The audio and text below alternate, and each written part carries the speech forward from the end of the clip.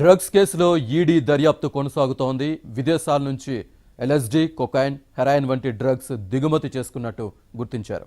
ఒక్కో gram cocaine విలువ దాదాపు 10,000 ఉంటుందని తేలింది. టాలీవుడ్ డ్రగ్స్ కేసులో అరెస్టైన కెల్విన్కు అమెరికాలో ఉన్న అంతర్జాతీయ మత్తుమందుల ముఠాతో సంబంధాలున్నట్టు తేల్చారు. అమెరికా నుంచే మత్తుమందులు దిగుమతి చేసుకున్నట్లు కూడా తేలింది.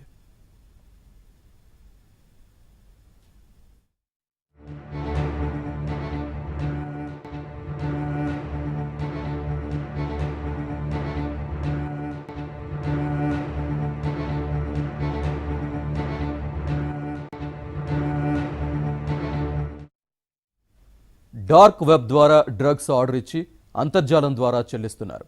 కొరియర్లో అమెరికా, ఆస్ట్రియా, దక్షిణాఫ్రికా నుంచి డ్రగ్స్ దిగుమతి అవుతోంది.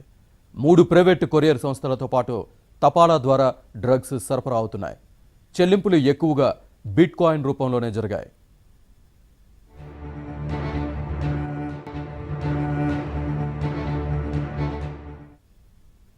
డ్రగ్స్ కొనుగోలుకు విదేశాలకు ఎంత డబ్బు మళ్లించారు, ఎలా చెల్లించారు, డబ్బంతా ఎక్కడిది, ఇలాంటి అంశాలపై ఈడీ దృష్టి పెట్టింది.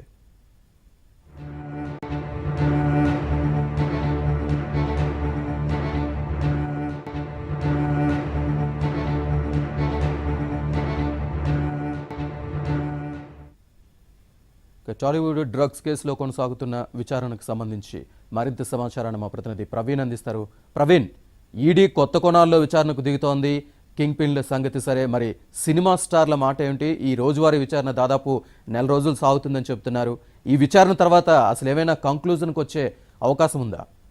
టాలీవుడ్ డ్రగ్స్ కేసులో తీగ లాగితే డొంక కదిలినట్లు ఈడీ అధికారులు పూర్తి స్థాయిలో దర్యాప్తు అయితే కొనసాగిస్తున్నారు. మనీ లాండరింగ్కు పాల్పడ్డారా అనేటువంటి ఆరోపణల నేపథ్యంలో ఇప్పటికే ఎఫ్ఐఆర్ నమోదు చేసినటువంటి ఈడీ అధికారులు ఆయా ఎవరైతే సినీ ప్రముఖులు ఉన్నారో వారందరికీ కూడా నోటీసులు జారీ చేయడం జరిగింది. మనీ లాండరింగ్ వ్యవహారానికి సంబంధించి ఒకవైపు విచారణ కొనసాగుతుంటే మరోవైపు దర్యాప్తు సంస్థ వీరు మనీ లాండరింగ్ అనేది ఏ విధంగా పాల్పడ్డారు, ఎక్కడి నుంచి డ్రగ్స్ను హైదరాబాద్కు చేరే విధంగా చేశారనే దానిపైన ఎక్కువగా దృష్టి పెట్టడం జరిగింది. డ్రగ్స్ కేసులో ప్రధాన నిందితుడు కెల్విన్ అనేటువంటి విదేశీయుడే ఈ వ్యవహారం అంతా నడిపాడు.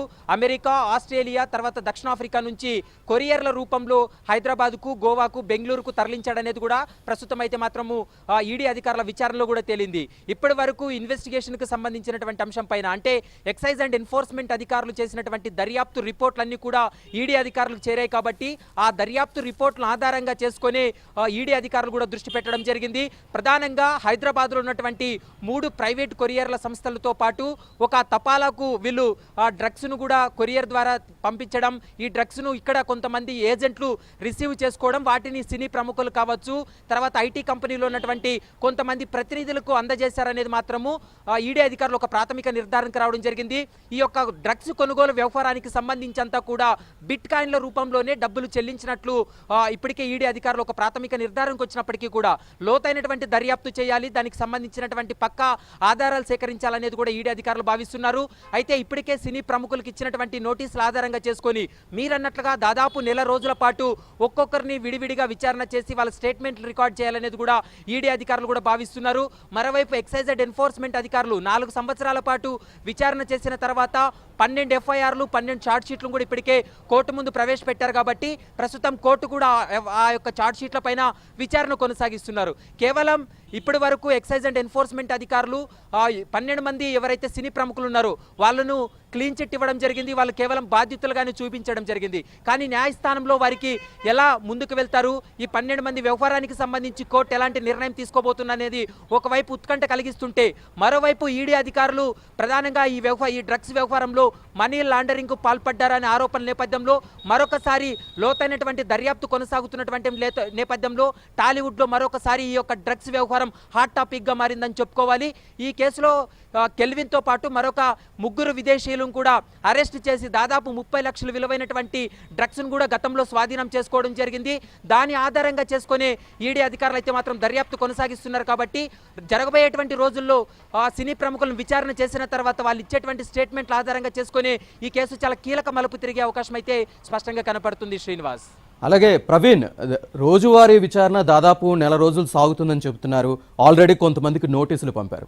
సో నోటీసులు పంపిన వారు ఎప్పుడెప్పుడు హాజరు కావాలి, ఏ డేట్లో హాజరు కావాలి, దీనికి సంబంధించి ఏమైనా క్లారిటీ ఇచ్చారా లేదా ఇంకా? అయితే ఇప్పటి వరకు మాత్రం అంటే వచ్చే నెల నుంచి ఒక్కొక్కరిని ఒక్కొక్క డేట్ ఇవ్వడం జరిగింది. ఆ డేట్ ప్రకారము వాళ్ళు విచారణకు హాజరయ్యి ఈ ఏదైతే ఈడీ అధికారులు అనుమానాలు ఉన్నాయో ఆ అనుమానాలన్నిటిపైన కూడా వాళ్ళు సమాధానాలు చెప్పాల్సినటువంటి అవసరం ఉంటుంది. ముఖ్యంగా కాల్ లిస్ట్ కావచ్చు, టెక్నికల్ ఎవిడెన్స్ అనేది ఈ కేసులో చాలా కీలకంగా ఉంటాయి. వీళ్ళు వాట్సాప్ చాటింగ్ కావచ్చు, బిట్ కాయిన్ల రూపంలో వీళ్ళు డబ్బులు చెల్లించారనేటువంటి ఆరోపణలకు సంబంధించి కూడా టెక్నికల్ ఎవిడెన్స్, తర్వాత స్క్రీన్ షాట్స్ అన్ని కూడా ఇప్పటికే ఈడీ అధికారులకు చేరాయి. కాబట్టి దాన్ని బేస్ చేసుకునే ఒక్కొక్కరిని విడివిడిగా విచారణ చేసి ఆ స్టేట్మెంట్లన్నీ రికార్డ్ చేసిన తర్వాత ఈ 12 మందిలో ఎవరు మనీ లాండరింగ్కు పాల్పడ్డారు, ఎవరి ప్రమేయం ఎంతుంది, ఈ కెల్విన్ అనేటువంటి వ్యక్తితోటి సంబంధాలు కలిగినటువంటి వ్యక్తులు ఎవరు, కేవలం సినీ ప్రముఖులేనా, ఇందులో ఐటీ కంపెనీకి సంబంధించినటువంటి ఉద్యోగులు ఉన్నారు, తర్వాత కొంత ఇంజనీరింగ్ స్టూడెంట్స్ కూడా ఉన్నారనే ఆరోపణలు ఉన్నాయి. కాబట్టి వీటన్నిటిపైన లోతైనటువంటి దర్యాప్తు కొనసాగిన తర్వాతనే